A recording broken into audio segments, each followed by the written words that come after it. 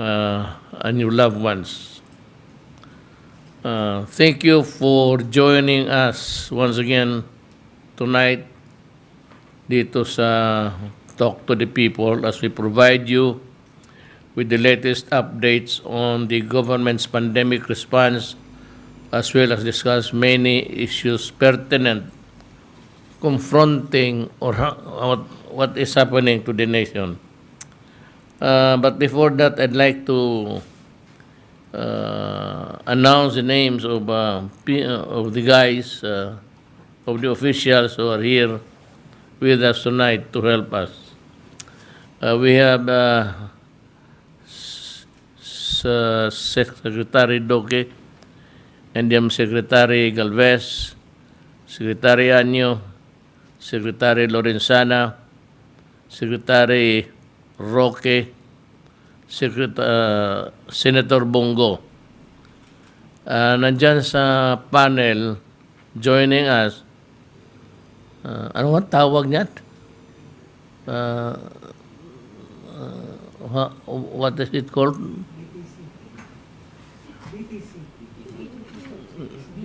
DBC? Whatever. Virtual. Ayun pala yan.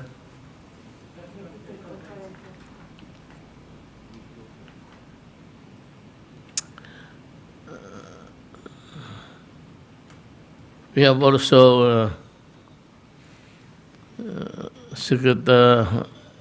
Executive Secretary Salvador Medjaldia, Secretary Dison Vivencio, Director General Enrique Domingo of the FDA, Chairman Ben-Hur of the MMDA, Secretary Nograles. Bago sa lahat, meron lang akong ipakita sa inyo na isa sa pinakamagandang nagawa ko para sa Pilipinas. At ito'y isang project noon sa Bicol. At tapos na yung airport nila. Masabi ko hindi nakakalahati ang Davao. Talagang maganda. I think next to Cebu, itong Bicol International Airport sa Naga ang pinaka maganda. If you have yung RTM, if you have the clip there, go ahead, show it.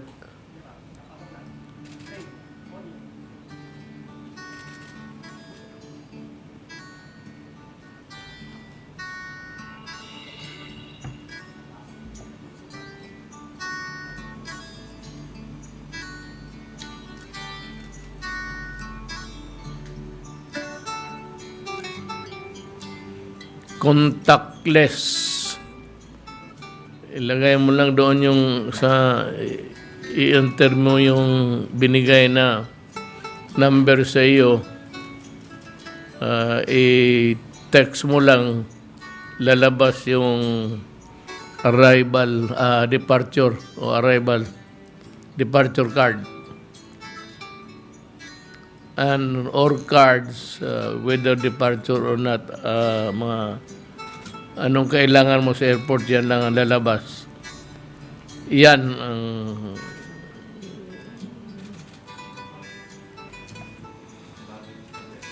luggage mo.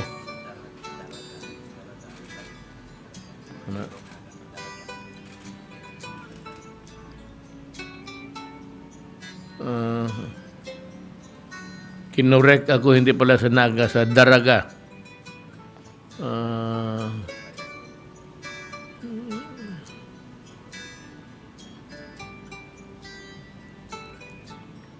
Wala nang no more contact basta na lang electronic lahat. Lalabas yung departure card mo. Si Tugade. Mag-ano yan sila. Parehong-pareho si Mark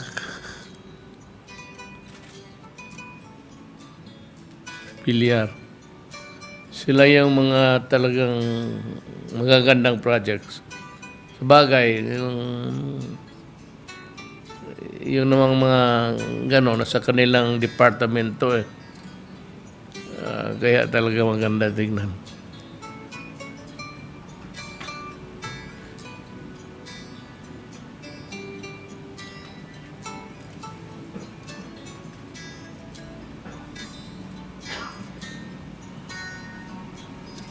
Sino ka na yan po? Governor Bit.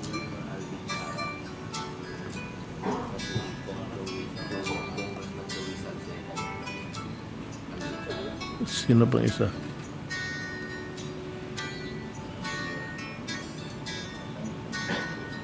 With us on the occasion was si Governor Bichara,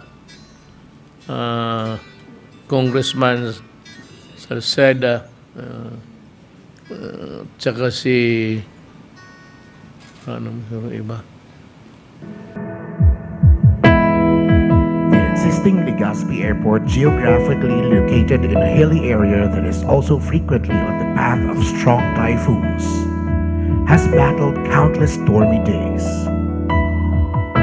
As Albay province and the region's economies grow, the need for a bigger and more robust airport terminal to better serve Bicolanos arose.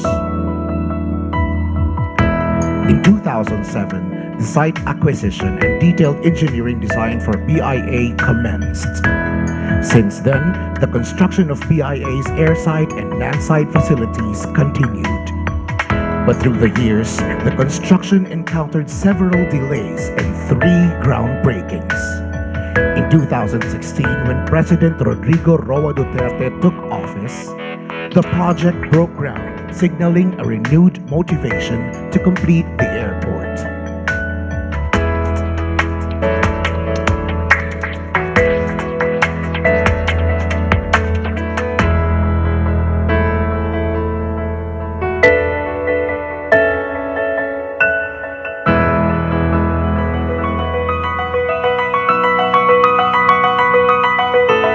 With the goal of providing an efficient and quality service to travelers.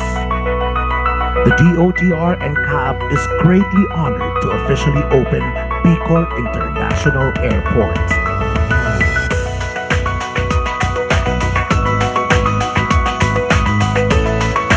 The Bicol International Airport Development Project has an overall project cost of 4.7 billion pesos.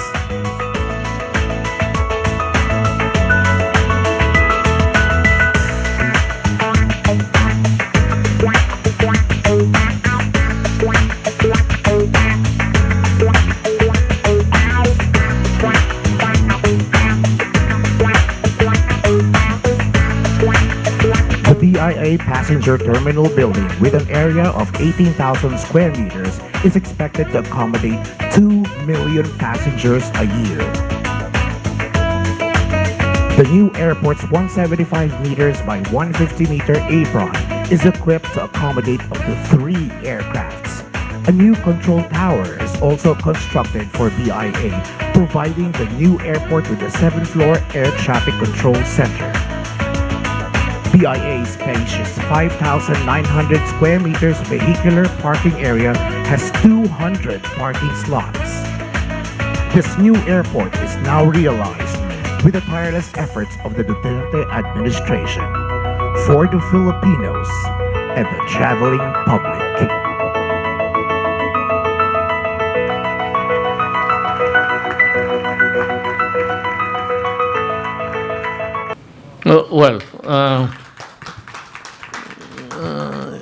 It failed to mention that At the background of that airport is the Mayon volcano. Makikita mo ang Mayon volcano doon sa airport mismo. Likod. Pagkaganda. I'd like to commend to God for the splendid work that He has done.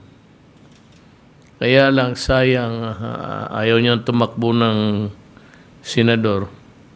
Kumpletuhin lang daw niya yung projects niya tapos pareho kami siguro mag-retire. Sabay-sabay kami.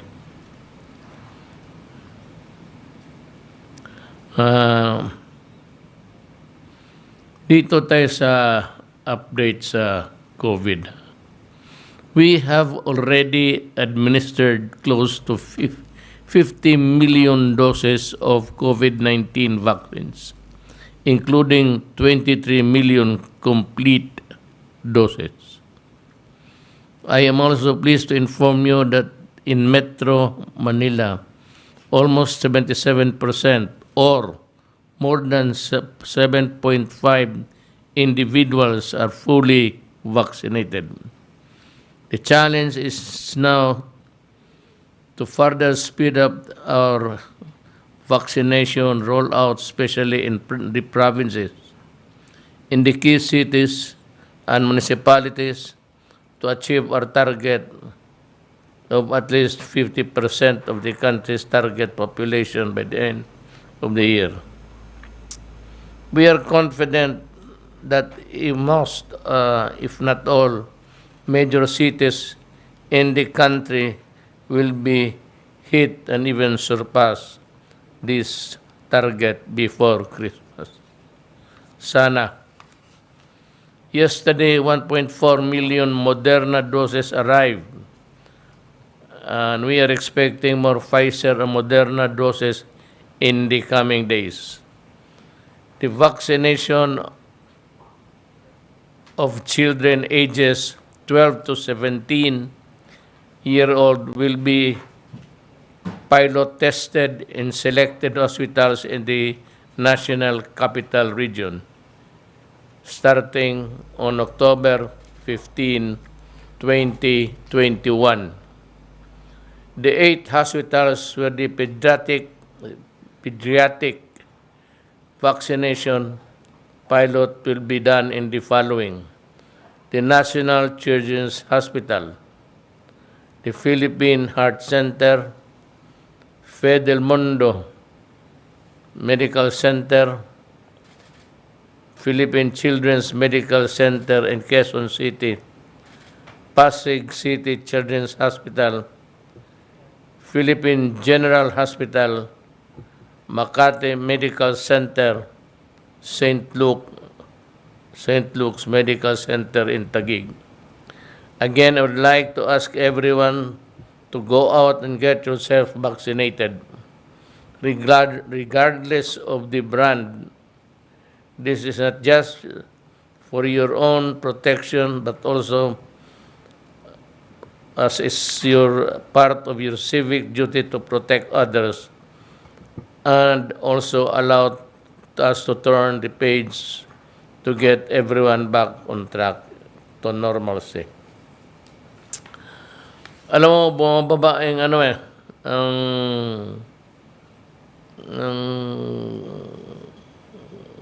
transformation ng yung hawaan, contamination, nagbaba sa awa ng Diyos. According to the latest data, our weekly average of new COVID-19 cases has dropped to less than 10,000, and the current reproduction rate of the virus is down to 0.77%. Magandang balita ito.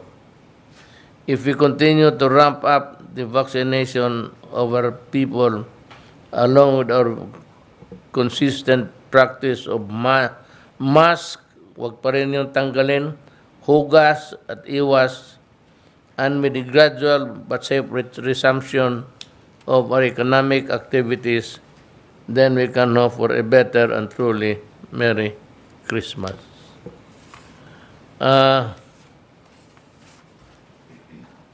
Bumababa yung hawaan, simplihin na lang natin. At kung nasusunod, magtanong kayo kung bakit. Dahil sa bakuna. Dahil sa bakuna, bumaba talaga ang hawaan. So,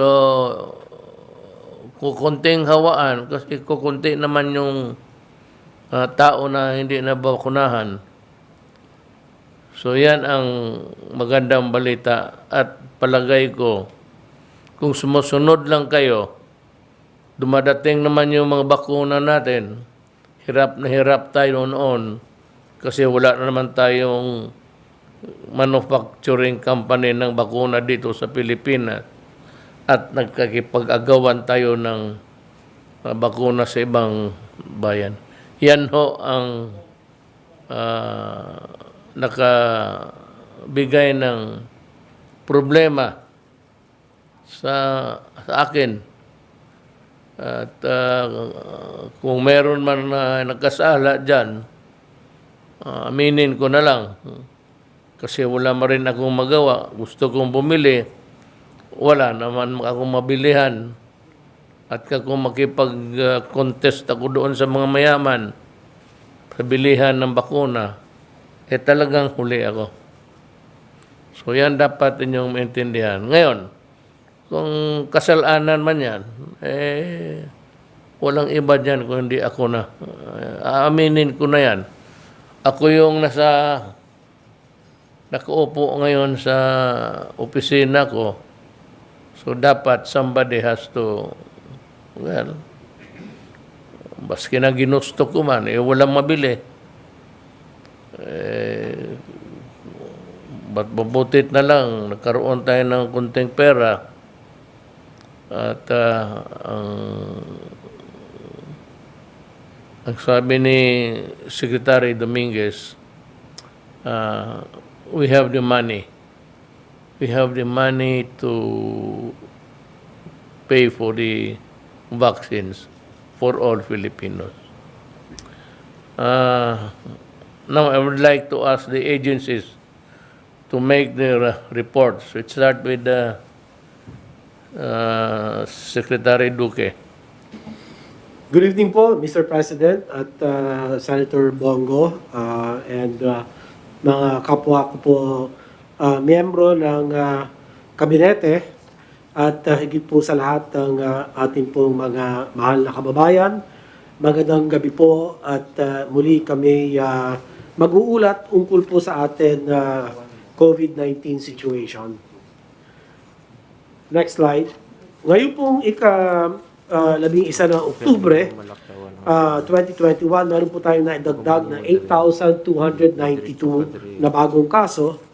At sa bagong kaso na naidagdag ay 1,445 ay mula sa NCR, 986 naman po mula sa Region 2, 976 sa Region 4A. Ito po yung top 3 contributing regions to our ito pong atin kasalukuyang kaso na 8,292 at ang top 3 naman na mga lugar na may naiambag dito sa atin bagong naitala ang Isabela 444, Quezon City 339, Negros Occidental 304. Para naman sa atin mga aktibong kaso, ayan po sa bandang kaliwa, nakalagay 98,894. Ang katumbas po nito, 3.7% ng ating mga kabuuan kaso. Ang ating recoveries naman ay umabot na sa 2,536,000 thereabouts. At ang ating recovery rate ay nasa 94.82%, habang ang bilang ng mga namatay o pumanaw, kami po ay nakikiramay, ay nasa 39,660 at ang ating pong CFR ay nananatiling mababa sa 1.48%. Next slide, please. Ito naman po ay medyo maliit lang, pasensya na po. Ay tinatawag natin world rankings by country. Ito po ang datos as of October 10, 2021. Galing po ito sa World Health Organization dashboard. At para sa atin pong ranking base sa pinakahuling talaan ng WHO, ang Pilipinas po pagdating sa case fatality rate, nasa ika-113 ranggo po tayo sa buong mundo at ika-5 sa ASEAN para sa case fatality rate. Diyan po makikita natin ang may pinakamataas na case fatality rate ang Myanmar, sunod ang Indonesia, nasa 3+% ang case fatality rate, samantalang ang Vietnam sa 2.45, ang Cambodia 2.14 at makikita natin ang Pilipinas asa 1.49% lang po. At pagdating naman po sa COVID deaths per million population, nasa ika-122 or 122 rank tayo sa buong mundo at ikatlo sa ASEAN para sa deaths per million. At para naman sa bilang ng mga active cases, tayo ay nasa ika-20 sa buong mundo at ikatlo sa ASEAN. Nauna po sa atin ang Malaysia with 116,000 thereabouts, ang Thailand 110,000 at saka sunod po tayo sa 90,927. At para naman po sa atin sa huli, tayo ay nasa ika-133 na ranggo sa buong mundo at ikatlo sa ASEAN para sa COVID cases per million population. So, ang laki po ng kaso ng Malaysia, 71,126, ang halos tatlong doble sa atin pong cases per million. Sumunod po ang Thailand sa 24,433 at tayo naman po sa 23,929. Sa pagkakataon pong ito, atin binibigyan pansin ang rankings buhat sa WHO sapagkat sinasalamin po nito ang kompleto or longitudinal o cumulative data ng higit na maraming mga bansa at importante na tignan natin ang kabuuan lagay ng mga bansa at hindi lamang ang sitwasyon sa mga partikular na panahon. Ito po ay magriresulta lamang sa hindi pagkakatulad ng magiging lagay ng mga ito. Halimbawa, kung 7-day rolling average ang titignan, ay isang bansa na kasalukuyan tumataas ang kaso ay makakakuha ng mas mababang ranking kumpara sa isang bansa na natapos na ang kanya pong surge or pag-peak ng mga kaso nito. At ang next slide, panghuli na lang po, ay ang updates naman patungkol sa healthcare worker benefits as of October 8. At base sa pinakahuling datos po, humigit kumulang 15.9 billion pesos ang naipamahaging benepisyo para po sa atin healthcare workers. Kasama rito ang pinakabagong ulat ng pamamahagi ng COVID-19 sickness and death compensation as of October 6 and special risk allowance as of October 8. Mula sa nakalaang 1.3 billion pesos para sa batch 3 and 4 ng special risk allowance, 617.2 million na po ang naipamahagi sa humigit kumulang 48,000 healthcare workers. Para naman po sa COVID-19 sickness and death compensation, nadagdagan ng 375 na benepisyaryo mula noong huling ulat. Ginawa ko po noong Lunes at aabot na sa 25,495 ang kabuuan bilang ng mga benepisyaryo kung saan nasa 604.6 million na po ang naipamahagi ng inyo pong DOH. Makakaasa kayo na patuloy namin susuportahan ang ating mga healthcare workers sa direktiba po ng ating pong mahal na Pangulo at ito po ay para sa atin na mga manggagawang pangkalusugan at sa pamamagitan po ng pagkalap ng pondo upang tuloy-tuloy na maibigay ang benepisyong nararapat po sa kanila. So ang atin pagbubuod, Mr. President, ay dalawa. Una, Nakikita natin na nagsisimula ng bumaba ang mga kaso sa karamihan ng mga rehiyon habang nakakita tayo ng paunti-unti rin naman pagbuti sa ating pong healthcare at ICU utilization rates. Pangalawa, upang mas mapagbuti pa ang COVID-19 situation, patuloy ang aming panawagan na palakasin ang ating prevent, detect, isolate, treat, and reintegrate. At ang ika-anim po na humahaligi sa atin tugon sa pandemyang COVID-19 ay ang pagbabakuna. At lalong-lalo na ang pagpapaiksi ng ating detection to isolation time. Pinasalamatan ko ang ating mga local government units sapagkat ay patuloy naman po nilang napapaiksi ang panahon sa gitna ng detection, yung naitutukoy na mga positive COVID cases at ang mga exposed sa kanila na nako-contact trace ng maayos at dahil dito ay mas mabilis pong na i-isolate or naka-quarantine ang mga exposed via contact tracing, aggressive contact tracing, and efficient isolation and quarantine and testing. Ano po? So, ito po ay kinakailangan para talagang mapigilan ang paghahawaan o maputol ang kadena ng hawaan ng COVID-19 at maiwasan ang pagkukumpul-kumpol ng mga kaso sa mga komunidad. So ito lamang po bilang pagbubuod, Mr. President. Ako po ay handa nang sumagot sa inyo po mga katanungan. Salamat po, sir. We go now to Secretary Anyo to make his report. Magandang gabi po, Mr. President, Senator Bongo, fellow public servants sa ating mga kababayan. Magandang gabi po. Please put my slide. Ang unang-una ko pong i-report ay ang nagaganap nating distribution ng ayuda sa probinsya ng Bataan. Tapos na po ang pagbibigay natin sa Metro Manila at sa Laguna. So dito po sa Bataan ay 98.6% na po. Sa kabuuan ay 688,533 recipients na po ang nakatanggap. Next slide.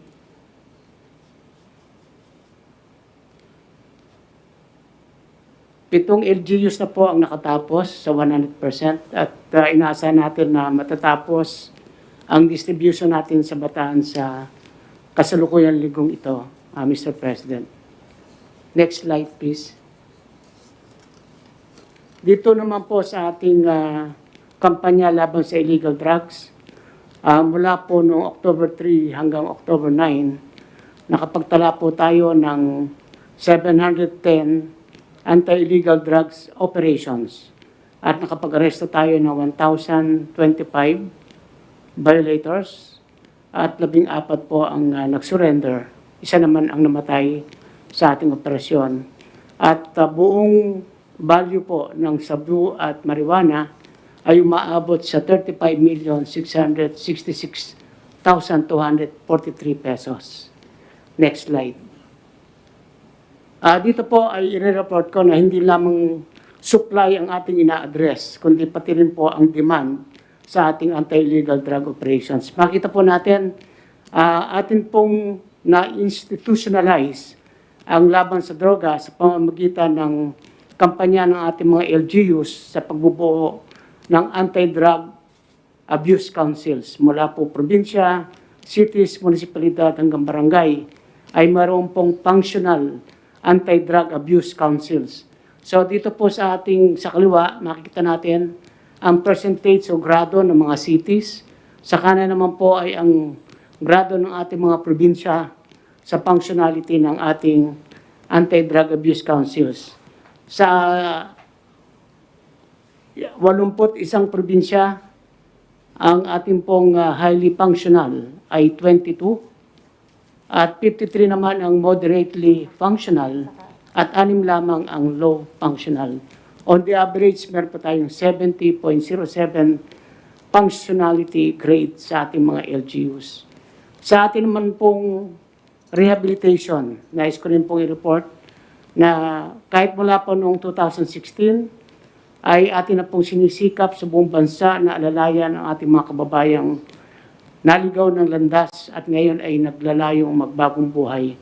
Maganda po ang naging bunga ng programang ito, Mr. President, dahil sa ating community-based drug rehabilitation program at ating existing drug abuse treatment and rehabilitation centers. Nakikita po natin noong 2017 ay 149,000 lang po ang nag-aabil ng community-based drug rehabilitation program. By 2021 of second quarter, nakita po natin 783,005 ang nag-avail ng community-based drug rehabilitation program. At masasabi natin po ang mga kababayan natin ito ay lubusan na pong gumaling. Sa noong pong 2016, ang ating DAT-RC or Drug Abuse Treatment Rehabilitation Center ay 13 lamang. Ngayon po ay 22 na. At ito po ay under supervision ng ating DOH. Noong 2016, ang nalagak dito sa ating mga DAT-RC ay 10,633. Ngayon po ay 63,758 ang nag-enroll at sinasabi natin po na nakapagbagong buhay na rin. Kaya pinapatunayan lang po natin na hindi lamang tayo masigasik sa operations against illegal drugs, kundi pati rin po sa pag-rehabilitate ng ating mga kababayan. Next slide. Ito naman po ang ating recorded violations for the week. Makita po natin, bagamat mataas po yung numero niyan, pero titingnan po natin, mas mababa po yan kontra sa mga nakaraang linggo. Patunay lamang po na mas marami pong sumusunod ng ating mga kababayan sa ating minimum public health standards sa pagsusuot ng mask, pag-iwas sa mga mass gathering at physical distancing. Next slide, please. Next slide. Dito po naman ang ating suporta po sa ating National Vaccination Program na pinumunuan ni Secretary Charlie Calves. Nagpalabas po tayo ng memo sa ating mga LGUs. Ang subject po ay timely distribution and administration of available vaccines, prevention of vaccine wastage, and increasing public information and acceptance of COVID-19 vaccines. So dito po, lahat ng supply ng bakuna na matatanggap ng LGU ay dapat maayos na pinamamahalaan para maiwasan ang pagkasira ng mga ito. Ang mga supply ng bakunang natatanggap ng probinsya at siyudad ay dapat maipamahagi sa mga LGU sa loob ng 15 araw hanggang 30 araw simula sa araw ng pagkakadeliver nito, at dapat ay maiturok din sa loob ng 3 araw pagkatanggap ng mga bakuna. Ang lahat ng LGUs ay dapat magkaroon ng epektibo at komprehensibong LGU Risk Communication Plan na nakaayon sa mga pulisiya ng pambansang pamahalaan, at lahat ng naturang plano ay naipapatupad ng mga inatasang opisina at kawani ng LGU, kasama na rin ang pagpapaliwanag bakit kailangang magpabakuna ang lahat. At lahat po ng kaso ng pagpapabaya at kawalang pag-iingat ng mga empleyado na magiging sanhi na pagkasira ng mga bakuna ay iimbestigahan at papatawan ng karampatang parusa ng mga mapapatunayan nagpabaya. Kaya ito lang po, at sisigurutin po natin na marami na po tayong supply ng bakuna ngayon. Ito ay makakarating sa ating mga kababayan sa buong Pilipinas. Maraming salamat po, Mr. President. Thank you, Secretary Anyo. We go now to Secretary Lorenzana. Magandang gabi po, Mr. President, Senator Bongo, at mga kapakulingkod na bayan. Mr. President, ako po mag-uulat doon sa mga ginawa ng Crisis Action Plan against COVID-19. Ngayon po ay naniniwala, Mr. President, na malaki ang naitulong na pagbaba ng mga kaso ang mga ginagawa natin sa Crisis Action Plan. Kaya ano yung slide ko, please? Mula po sa communities subcluster, nakapagdagdag tayo ng 5,514 contact tracers mula October 3 to 7 Ang kabuuan na po ngayon ng ating contact tracers ay 136,937. Saan na yung slide ko? Nawala yung slide. Nakapag-trace, assess at isolate ng 21,898 probable at 11,652 confirmed cases sa loob ng 24 na oras. Nasa 86,228 close contacts ang na-trace sa mga nagpositibo sa COVID-19. Next slide, please. As of October 5, nasa 150,919 ang ating COVID-19 dedicated beds sa 9,073 pasilidad sa pamamahala ng ating mga LGUs. Mula 31% noong nakaraan, linggo ay bumaba sa 27% ang occupancy rate. Dumadami na po yung ating bakanting beds. Next slide.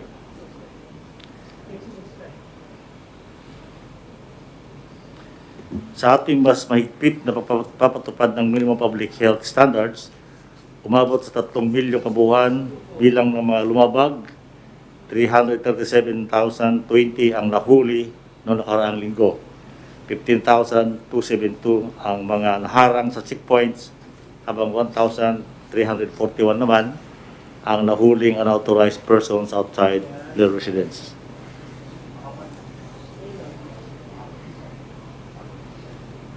Mula naman sa health facility subcluster, as of October 3, ang bilang ng mga licensed hospital beds ay 41,729. 4,499 ang ICU.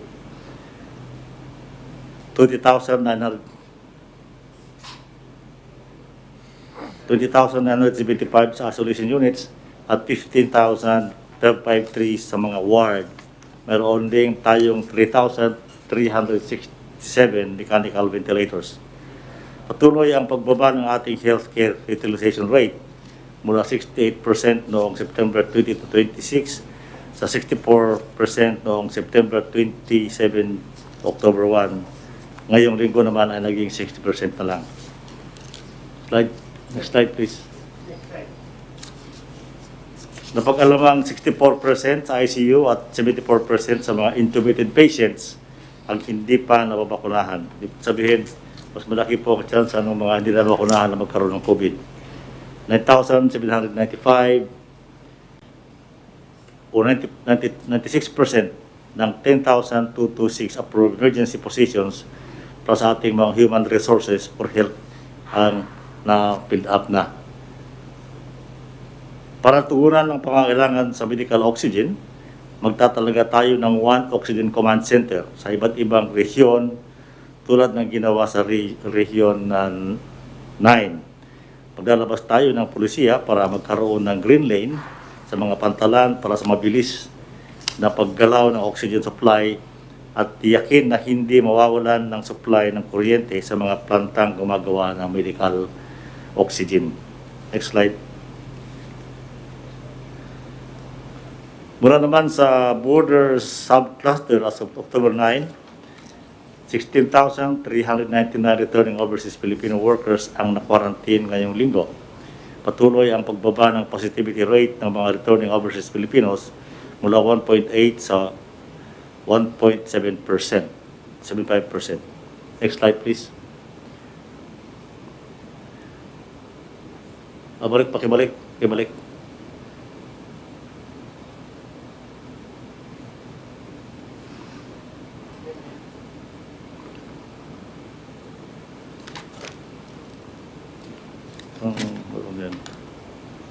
Please return. Pakibalik. Balik.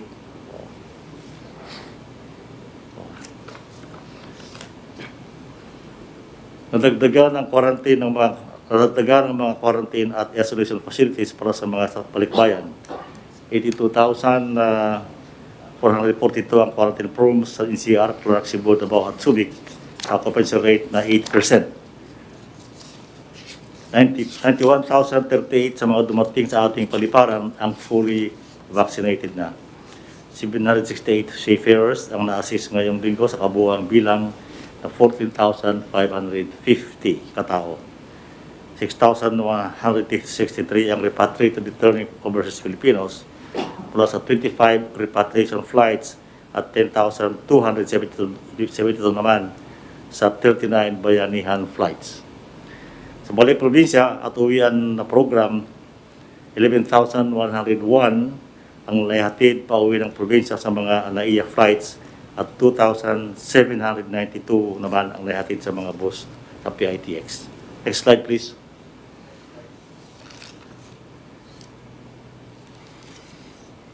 Ito po ang ating vaccination program sa AFP.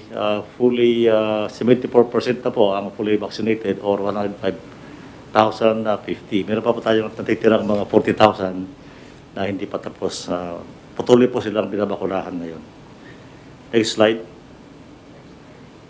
Ito po ang aming compliance sa utos ninyong magpadala ng mga medical teams sa mga ospital sa Manila na nangangailangan ng tulong. Meron tayong nakaantabay na 2 medical teams na binubuo ng 1 doktor, 5 nurses at 2 medical aidmen kada pangkat na handang may deploy anytime. Ngayong araw po, kaninang umaga, 8 nurses ang nag-report o na-deploy sa Lung Center of the Philippines para tumulong sa pag-asikaso ng mga COVID-19 patients sa loob ng 1 buwan. Yung pong ang initial na kontrato nila ay 1 buwan muna. Yun lang po, Mr. President, maraming salamat po sa inyong pagkikinig. Thank you, Senator Secretary Lorenzana. Nabigo to na si Secretary Roque. Magandang gabi, Mayor, at magandang gabi, Senator Bongo. Magandang gabi sa ating mga kasama. Well, kung naalala niyo po, nung kakabalik ko pa lang po sa Amerika, tinanong niyo sa akin kung gano'ng katagal ang facility quarantine ng galing sa mga bansa na gaya ng Estados Unidos. Nung mga panahon pong yon, nag 10 days facility quarantine po tayo, tapos meron pong 4 days na home quarantine. Ang PCR test po ay pagkatapos po ng, kung hindi pa ako nagkakamali, yung dati-dati po ay pagkatapos ng 7th day, no? Nag-PCR test po. Well, ang naging reaction niyo po, matagal talaga yung facility quarantine at inatasan niyo po ang si Secretary Duque na pag-aralan kung po pwede mabawasan yung facility quarantine. Alinsunod po sa inyong request, pinag-aralan po ito ng IATF at binago na po ang arrival protocols para po sa mga vaccinated at unvaccinated na mga pasahero na galing po doon sa mga tinatawag ng yellow at green countries. Yung red country po kasi, ban po yun. No? Pero ngayon po, iisang country lang po yung ban. Karamihan po talaga ay nasa yellow at nasa green. Pakita lang yung slide natin.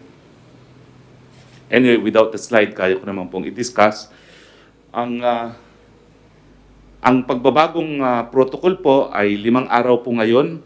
Ang mga vaccinated na mga Pilipino at ang mga dayuhan na magpapakita po ng proof of vaccination. Ang kanilang PCR test po ay pang 5 araw at kung ito po ay negatibo, kukumplituhin po nila ang kanilang quarantine sa bahay ng additional 5 days. Yung mga unvaccinated naman po, 7 araw po ang kanilang facility quarantine. Matapos po ng 7 araw ay magpa-PCR test. Kung negatibo po, 7 araw pa rin po ang kanilang home quarantine. Now, nagkaroon din po ang desisyon ng IATF na gawing retroactive yung effectivity date no, ng pagpaikli ng facility quarantine. Ang effectivity po nito ay October 8. Pero lahat po ng mga nagko-quarantine na even before October 8, ginawa na po natin retroactive yung effectivity.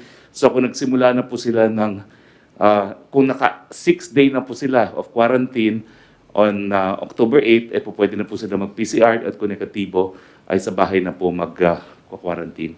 Ito po yung mabuting balita, lalong-lalo na sa ating mga OFWs, no? Dahil marami po sa kanila ang gustong umuwi itong Paskong ito at mas maraming panahon po ang magugugol nila sa kanilang pamilya. Bukod po dito ay hinihikayat na natin ngayon ang pagtanggap ng mga equivalent po ng vaccert.ph na in-issue ng iba't ibang mga bansa, pero this is on the basis of reciprocity. So po ang bansang nag-issue po ng certificate ay kinikilala po ang ating vaccert.ph, kinikilala po natin yung kanilang vaccert.ph din, o yung counterpart na ini-issue nila sa kanilang mga bayan. We have Benhor Abalos. Yes, Mr. President. Si MMDA muna. Yes, sir. Magandang gabi po, mahal na Pangulo, Senator Bongo, ES Medialdia at sa lahat po ng mga cabinet members, mga kababayan po nating Pilipino. Magandang gabi po. Mr. President, di na ako magpapakita ng slide, bibilisan ko na lang po. I-report ko lang po yung nangyari sa pilot po dito sa Metro Manila. Nagsimula po tayo noong September 16. Pagmula September 16, tama po kayo kanina, si Secretary Duque talagang bumaba po ng husto. Noong September 16 po, ang kaso po nito ng active cases ay 38,471. Ngayon po ay mababa po sa kalahati. From 38,000, naging 17,296 na lang. At yung reproduction rate nung po nagsimula ang pilot, ito yung 1.25. Ngayon po, October 8, ito yung naging 0.61. At yung 2-week growth rate, nung ito po'y nagsimula noong September 16, ito yung 24.33. No? Noong October 9, ito yung negative 41.84.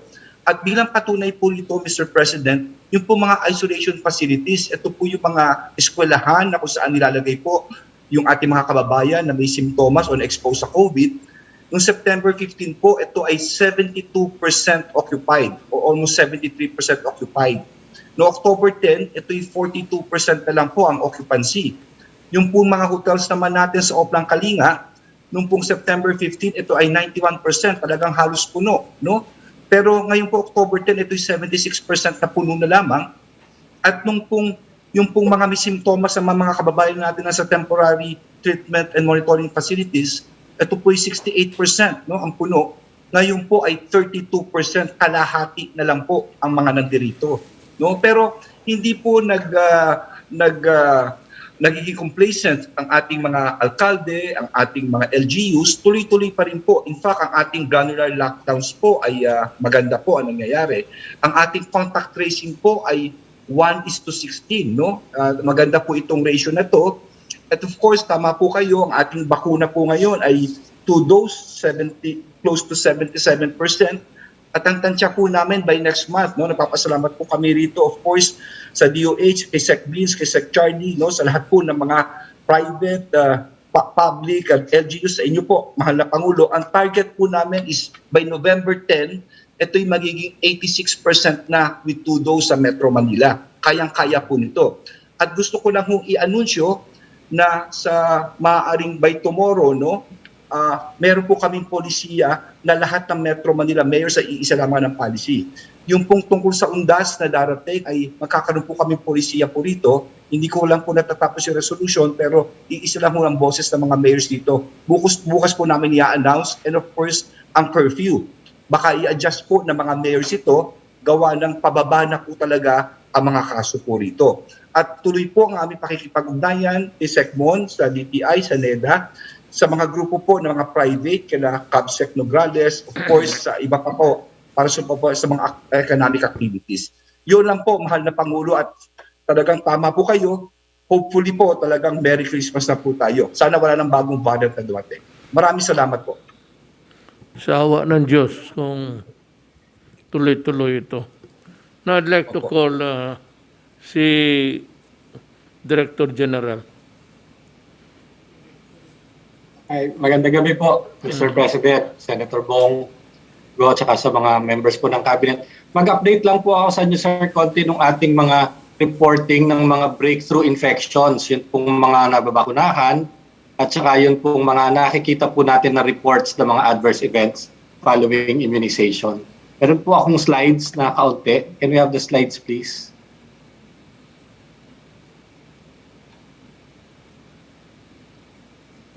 Yeah, next slide, please.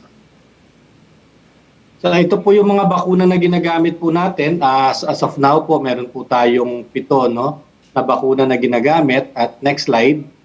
Ito pong report natin ay ending po ng September. End po ng September 2021. And as of that time, meron na po tayong na-deliver na halos 70 million doses dito sa Pilipinas. Next slide, please. Doon po sa 70 million po na doses na natanggap po natin, ang naisaksak po natin ay 43.9 million as of September 26.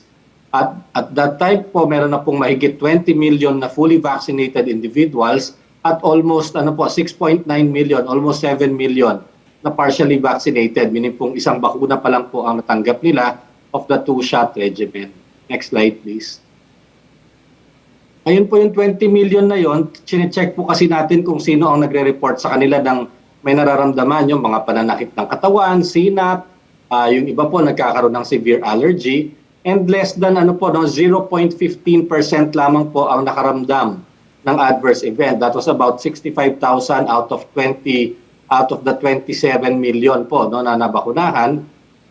Nagkaroon po tayo ng mga serious adverse events, yun po medyo kailangan ma-ospital ng isang araw sa ospital dahil tumaas ang blood pressure o kaya po severe allergy in 0.006%. Mababa po ito compared po sa mga usual po na mga bakuna na nakikita po natin. So, in total po, about 2,597 po ang nagkaroon ng serious adverse events. Next slide, please. Ang Pilipinas po, very active tayo sa reporting ng adverse events. In fact, highest po tayo sa reporting rate sa Asia. Masipag po ang ating mga vaccinator mag-report. Ngayon ito po, sir, yung binabantayan natin yung mga nagkaka-COVID. Kahit po sila nabakunahan. Ito po yung mga bakuna natin, Sinovac, AstraZeneca, Sputnik, Pfizer, Moderna, tsaka Janssen, and Sinopharm po medyo kaunti lamang. Kung titingnan po natin, talaga pong mahigit po kalahati ng nabakunahan natin ay Sinovac po ang natanggap na bakuna, and the rest, mga 48% would be the other vaccines. Pero makikita po talaga natin na meron pong breakthrough infections, usually po after the kapag po nagkaroon ng after the first dose, bago po makuha yung second dose, dyan po pinakamarami. At totoo naman po meron pa pong mga mortalities, meron pa pong namamatay from COVID. Pero kapag po dadagdagan at natatanggap po nila yung second dose as we go to the right, nakita po natin bumababa po ang number ng nagkaka-COVID at lalo pong bumababa yung number po ng namamatay from COVID. Ito po yung nakaparenthesis. Next slide, please. Ito po yung summary, ito pong susunod. Makikita po natin, before the next dose, ibig sabihin after the first dose po, before they get the second dose, nakakuha po tayo from the general public na report ng 849 cases of COVID at nagkaroon po tayo ng 92 COVID deaths. Pero yun pong after the second dose, at before makomplete po yung 14 days, kumonti na po, 126 na lamang ang nagka-COVID at bumaba na rin po yung deaths, 16 na lamang po. Ngayon po yung mga completely vaccinated na more than 14 days hanggang 5 to 6 months po, after the vaccination, meron po tayong 516 na breakthrough infections at 14 na COVID deaths. Konting-konti po yung deaths. All of the deaths were in senior citizen. Mga yung pong may edad na merong sakit, mga hypertensives, diabetic. Isa lamang po yung pasyente na namatay na fully vaccinated na hindi senior citizen. The person is in this late 50s na rin po. Yung mga bata po, kahit po nagkakaroon sila ng COVID, talaga po mabilis silang mag-recover. So in total po, sa lahat-lahat, we got a report from the general public of 1,581 cases of COVID infections among those vaccinated. Pero ito pong vaccinated 27 million po ito, 1,581 out of 27 million, talaga pong napakababa nito. And the 128 deaths, although unfortunate, are actually very low numbers. Next slide, please. Next slide. Ayan po, So yung breakthrough infection po, tinatawag natin siyang breakthrough kapag ang tao ay na-complete niya yung kanyang doses ng vaccine. Kung Janssen po yon, 1 vaccine lang. Yung iba namang brand, 2 vaccines. 14 days after the last vaccine. Pag nagkaroon pa po siya ng COVID, yun po tinatawag na breakthrough. At meron po tayo niyan na report from the general population na 516 cases or about 0.0025% out of 20.3 million fully vaccinated individuals, which is really po a very, very low number. Next slide, please. Kung titinan po natin ito, nung nasa kaliwa po, ito po yung vaccine coverage. Yung kulay blue, yun po yung Sinovac. Yan kasi talaga yung pinakamarami po nating bakunang ginagamit. Pagkatapos po yung kulay green, ito po yung Janssen, at yung orange po, yan yung AstraZeneca. Pero kung titingnan po natin ang breakthrough infection by age group, pinakabata po yung sa kaliwa, yung 18 to 29 at saka 20 to 39, talagang ganun din naman po. Dahil 50% ang Sinovac, 50% din po yung breakthrough infection. No? Proportional naman po sa lahat ng bakuna. Ibig sabihin, wala naman pong bakuna na napakarami niyang breakthrough infection, kundi proportional to the number of people vaccinated. Ang mas interesting actually pong makita rito is that yung 90% po ng ating mga breakthrough infections occur in people 80 to 39 years old. Ito kasi yung mga lumalabas, no? Ito yung mga lumalabas ng bahay, nagtatrabaho, tapos ito po yung nakakawa, at ang kahit po sila ay 90%, pero actually po walang namamatay sa mga yan, ano? Ang pong 5%, itong 60 to 75 and above, actually comprise less than 5% of breakthrough infections. However, almost all of the deaths are in this age group. Ito pong more than 60. So ang aral po dito, talagang yung mga bata, dahil lumalabas sila po yung pwede talagang magkaroon, no, ng infection. Kailangan mag-ingat sila kasi sila magsusurvive sila dahil vaccinated sila. But when they bring it home, yung pong matanda, pag nahawa, yun po ang mas malaki ang chance, no, na magkaroon na mamatay from the COVID even if they are vaccinated. So kailangan po talaga, kahit fully vaccinated tayo, mag-iingat tayo, hindi lang para sarili natin, but to protect also the vulnerable population. Next slide, please. Ito naman po yung breakthrough infection as time goes by, no? Yung kulay blue, yun na naman po yung Sinovac dahil more than 52%. And like I said, proportional naman po dahil pinakamarami tayong pinakunahan ng Sinovac, kaya rin din tayo pinakamarami nakikita na breakthrough infections. However, kung titingnan naman po natin buwan-buwan, no, from 30 days, 1 month, 2 months, 3 months, 4 months, 5 months, hindi naman po dumadami yung incidence ng breakthrough infections. We get about 60, siguro mga 50 to 60 every month out of 10 million people who were vaccinated, for example, with Sinovac. Sa AstraZeneca naman po, makita natin, buwan-buwan, makakakita tayo ng mga 10 to 20 people getting breakthrough infections, pero napakaliit naman po ng proportion nung AstraZeneca na nabakunahan natin, ano? Mga ano lamang po yun, 20% lamang yun, no? Which is about 4 million. So proportional naman. And we see that as we go through time, ito po nasa dulo, 5 buwan na po yan, 150 days. Hindi naman biglang tumataas, no, yung number of people getting breakthrough infections dito po sa Sinovac. Ibig sabihin, at this time, wala pa po talagang pangangailangan na magbigay ng booster dahil hindi naman tayo nakakakita pa talaga ng waning effect po ng vaccine. Dahil kung at 5th month, makita po natin na bumababa na yung kanyang protection, dapat dumadami po, no, yung nagkakaroon ng breakthrough infection, pero hindi pa po natin nakikita yun at this time. So I fully agree na at this time, there's no reason to believe that we need it immediately. No? Nakikita po natin, hindi pa po nagbabago. Ngayon yung iba pong mga bars, yung orange, yung green, kaya hanggang dito lamang po sila muna sa kaliwa kasi hindi pa po umaabot sa 4th month and 5th month yung kanilang mga vaccination dahil later natin ginamit. Especially yung AstraZeneca, 12 weeks yung difference ng first and second dose. So yung mga fully vaccinated po niyan, talagang hanggang 3 months pa lamang sila to 4 months. Yung Sinovac po, yung maabot na ng 5 buwan at malapit na po maging 6 na buwan. Pero so far, nakikita naman po natin na meron pa rin po talagang protection at hindi po natin nakikita na dumadami ang nagkakaroon ng COVID-19 sa mga vaccinated natin na 20 million ng sobra-sobra ang pagdami po. Next slide please.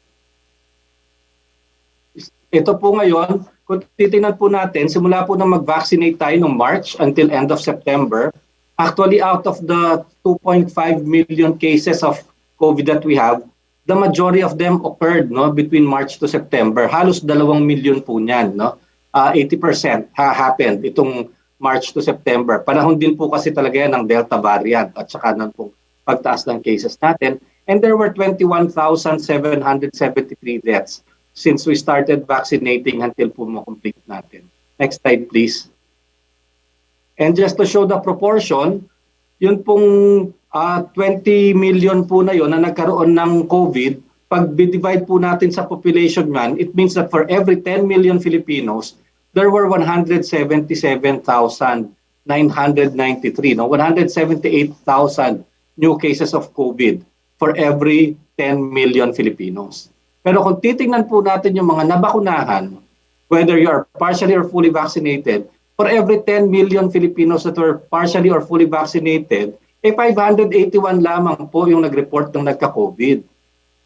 Doon naman po sa 20 million na fully vaccinated, for every 10 million of them, 254 lamang po yung nag-report sa amin, no? Nagkaroon sila ng COVID.